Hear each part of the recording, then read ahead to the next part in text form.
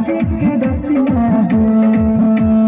देखो न अपने देखावे घुमा के चोली के पतिया हो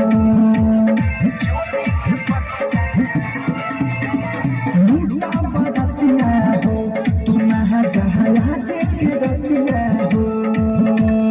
देखो न अपने देखावे घुमा के चोली के पतिया हो बाते गजब पोलाई गजब के चीज हाथ भीतर में घुसा के सदाई के गीज भोरिए कर देखो बीज खाल हो आदमी के बताओ आज किस्ता के माल हो आदमी के बताओ आज किस्ता के माल हो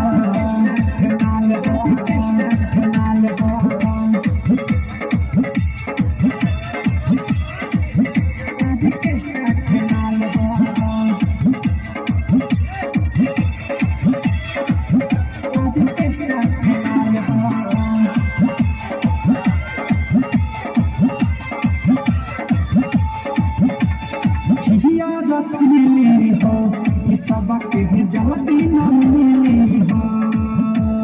डीजे पर कमर हिलावे के कदर पवा पतीली हो सुनखिया रसीली हो ये सबक जल्दी न मिली हो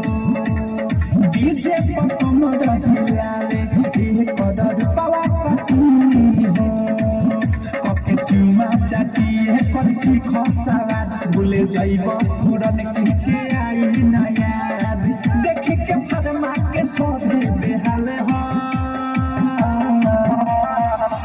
आदे के पताओ आदे किस्ता के माल हो आदे के पताओ आदे किस्ता के माल हो आदे किस्ता के माल हो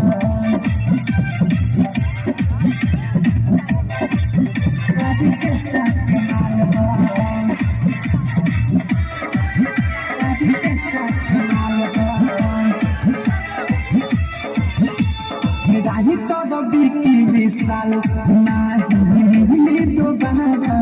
हो सपने में सुना पवन हो लागी न भारा हो